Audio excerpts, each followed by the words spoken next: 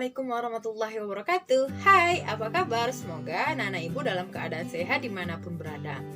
Anak-anak ibu pernah nggak sih mencatat berapa pengeluarannya dalam satu hari, satu bulan, hingga satu tahun? Kira-kira berapa ya pengeluaran kita selama satu tahun?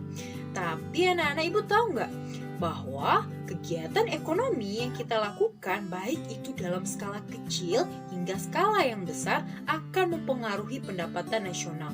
Lah, kok bisa ya pengeluaran yang kita lakukan akan mempengaruhi pendapatan nasional? Apa jika kalau kita jajan terus-menerus akan membuat pendapatan nasional meningkat? Atau misalkan kita nggak jajan-jajan nih, akan membuat pendapatan nasional menurun? Daripada penasaran, yuk kita bahas materi pada hari ini mengenai pendapatan nasional. Pendapatan nasional diartikan sebagai jumlah atau pendapatan yang diterima oleh masyarakat atau pemilik faktor produksi dalam suatu negara dalam jangka waktu 1 tahun. Sadono Sukirno menjelaskan bahwa pendapatan nasional itu merupakan jumlah barang dan jasa yang dihasilkan oleh suatu negara dalam jangka waktu 1 tahun. Lalu apa sih manfaatnya kita mengetahui pendapatan nasional dari sebuah negara? Dalam video ini, Ibu akan memaparkan 4 manfaat dari pendapatan nasional. Yang pertama itu adalah mengetahui struktur perekonomian sebuah negara. Dari pendapatan nasional yang kita hitung, kita akan mengetahui sektor manakah yang memberikan sumbangsi yang besar terhadap pendapatan nasional. Sehingga dari sektor-sektor tersebut, kita akan mengetahui apakah negara tersebut masih berstruktur ekonomi pertanian atau telah berubah menjadi struktur perekonomian industri dan jasa. Yang kedua itu adalah membandingkan perekonomian antar waktu. Dari pendapatan nasional yang telah kita hitung, kita dapat mengetahui bagaimana perekonomian suatu negara. Apakah setiap tahunnya itu mengalami kemajuan atau mengalami penurunan. Yang ketiga itu adalah membandingkan perekonomian antar daerah atau antar negara. Dari pendapatan nasional yang kita hitung, kita juga dapat mengetahui bagaimana ketertinggalan kita atau kemajuan suatu daerah dari pendapatan nasional yang dihitung. Yang keempat itu adalah pendapatan nasional dijadikan sebagai pedoman dalam pengambilan keputusan, bahwa pendapatan nasional ini nantinya akan menjadi alat evaluasi dan alat penilaian apakah kebijakan yang akan diambil efektif untuk dijalankan atau tidak. Kita akan masuk ke materi selanjutnya, yaitu mengenai komponen-komponen dalam pendapatan nasional. Komponen yang pertama itu adalah produk domestik bruto atau yang sering kita singkat dengan PDB. Saat kita berbelanja, uang yang kita pakai untuk membeli barang dan jasa itu merupakan sumber pendapatan bagi rumah tangga, konsumen atau rumah tangga keluarga atau yang biasanya kita singkat dengan RTK. Pendapatan yang diterima oleh RTK ini nanti akan mempengaruhi PDB sebuah negara. PDB nantinya itu akan berpengaruh terhadap pendapatan nasional. PDB diartikan sebagai jumlah barang dan jasa yang dihasilkan oleh suatu unit produksi dalam suatu wilayah dalam jangka waktu 1 tahun, di mana produk ini juga termasuk barang dan jasa yang dihasilkan oleh perusahaan asing yang mendirikan perusahaannya di sebuah negara. Maka dapat kita rumuskan dalam mencari PDB. PDB sama dengan pendapatan warga negara Indonesia di dalam negeri ditambah pendapatan warga negara asing di dalam negeri. Jika GDP ini baik atau semakin meningkat, maka kinerja perekonomian di sebuah negara dapat dikatakan juga meningkat. Lalu bagaimana ya dengan warga negara Indonesia yang berada di luar negeri? Maka kita akan masuk kepada komponen yang kedua, yaitu adalah produk nasional bruto atau gross national product atau GNP.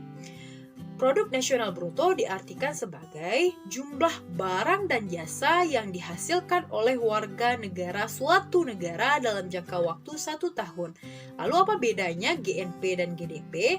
Kalau GDP itu berbasis kepada kewilayahan, sedangkan kalau GNP itu berbasis kewarganegaraan. Sehingga dapat kita rumuskan melalui 3 cara. Yang pertama yaitu GNP sama dengan pendapatan warga negara Indonesia di dalam negeri ditambah pendapatan warga negara Indonesia di luar negeri.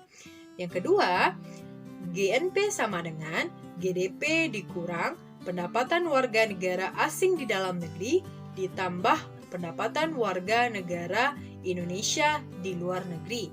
Pengurangan antara pendapatan warga negara asing di dalam negeri dengan pendapatan warga negara Indonesia di luar negeri itu disebut dengan pendapatan neto atas faktor luar negeri. Sehingga dapat dirumuskan rumus yang ketiga, yaitu GNP sama dengan GDP dikurangi pendapatan neto atas faktor luar negeri. GNP itu masih perhitungan kasarnya. Lalu bagaimana cara kita mencari perhitungan bersihnya? Maka kita akan mengenal komponen yang ketiga, yaitu Net National Product. Kita mengetahui bahwa dalam proses berproduksi itu kita membutuhkan modal dan kita membutuhkan biaya. Sehingga dua variabel ini perlu dikurangkan terlebih dahulu agar kita mendapat perhitungan yang bersihnya. Lalu kita dapat merumuskan NNP. NNP sama dengan GNP dikurang penyusutan atau depresiasi. Penyusutan atau depresiasi ini adalah modal yang kita pakai dalam kegiatan produksi. Jika NNP masih perhitungan dalam produksi, lalu bagaimana cara kita menghitung pendapatan atau penghasilan yang akan diterima? Maka kita akan mengenal komponen yang keempat, itu adalah Net National Income. Net National Income diartikan sebagai pendapatan yang diterima oleh masyarakat atau masyarakat yang memiliki perusahaan, di mana dalam perhitungan NNI ini kita akan mempertimbangkan dua faktor, yaitu faktor pajak tidak langsung dan yang kedua yaitu adalah faktor subsidi. Faktor pajak tidak langsung diartikan sebagai pajak yang diperoleh dari produsen atau orang yang memproduksi yang tidak diperhitungkan dalam pendapatan karena langsung diserahkan kepada pemerintah. Yang kedua itu adalah subsidi. Subsidi diartikan bahwa uang yang diberikan oleh pemerintah kepada sebuah perusahaan dalam kegiatan produksinya. Tetapi perusahaan yang mendapat subsidi ini hanya perusahaan-perusahaan tertentu, seperti perusahaan listrik atau perusahaan tambang milik negara. Sehingga kita dapat merumuskan NNI sama dengan NNP dikurang pajak tidak langsung ditambah subsidi. Kalau NNI tadi masih menghitung pendapatan yang diterima oleh perusahaan, lalu bagaimana dengan pendapatan yang diterima oleh perorangan? Maka kita akan masuk kepada komponen yang kelima, yaitu personal income. Personal income diartikan sebagai pendapatan perseorangan yang perlu dikurangi dengan beberapa hal. Yang pertama, dikurangi dengan pajak perseorangan, yang kedua dikurangi dengan laba ditahan, yang ketiga dikurangi dengan iuran asuransi, dan dikurangi dengan jaminan sosial, lalu ditambah dengan transfer payment. Sehingga PI atau personal income dapat dirumuskan dengan PI sama dengan NNI dikurang dengan pajak perseorangan, dikurang dengan laba ditahan, dikurang dengan iuran asuransi, dikurang dengan jaminan sosial, dan ditambah transfer payment. Jika personal income di suatu negara itu tinggi, maka dapat dipastikan bahwa pendapatan nasional di sebuah negara tersebut tinggi. Kita masuk kepada komponen yang keenam, yaitu adalah disposable income. Bahwa personal income atau pendapatan perseorangan yang tadi kita terima itu masih perlu dikurangi. Dikurangi dengan apa? Dikurangi dengan pajak langsung. Pajak langsung diartikan sebagai pajak yang tidak dapat dialihkan kepada siapapun. Pajak tersebut merupakan tanggungan pribadi atau personal. Contohnya apa? Contohnya adalah pajak penghasilan atau PPh.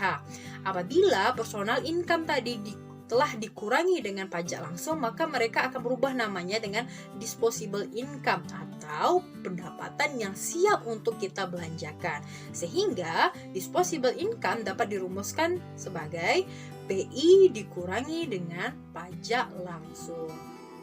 Dari 6 komponen yang telah kita pelajari, maka dapat kita simpulkan dengan gambar yang di samping bahwa GDP dikurang dengan pendapatan warga negara asing di dalam negeri ditambah dengan pendapatan warga negara Indonesia di luar negeri akan menghasilkan GNP. GNP dikurang dengan depresiasi atau penyusutan akan menghasilkan Net National Product. Net National Product dikurang dengan pajak tidak langsung dan ditambah subsidi akan menghasilkan Net National Income. Net National Income ditambah dengan transfer payment dikurang dengan pajak perseorangan, dikurang dengan laba ditahan, dikurang dengan iuran asuransi, dikurang dengan jaminan sosial, akan menghasilkan personal income. Personal income dikurang dengan pajak langsung akan menghasilkan disposable income. Mungkin hanya itu materi kita pada video kali ini. Kita telah membahas 3 indikator, yaitu yang pertama konsep pendapatan nasional, yang kedua manfaat pendapatan nasional, dan yang ketiga adalah komponen pendapatan nasional dari gross domestic product sampai ke disposable income. Mohon maaf apabila ada kesalahan. Pada video selanjutnya kita akan membahas mengenai metode perhitungan pendapatan nasional. Sekian dari Ibu. Assalamualaikum warahmatullahi wabarakatuh.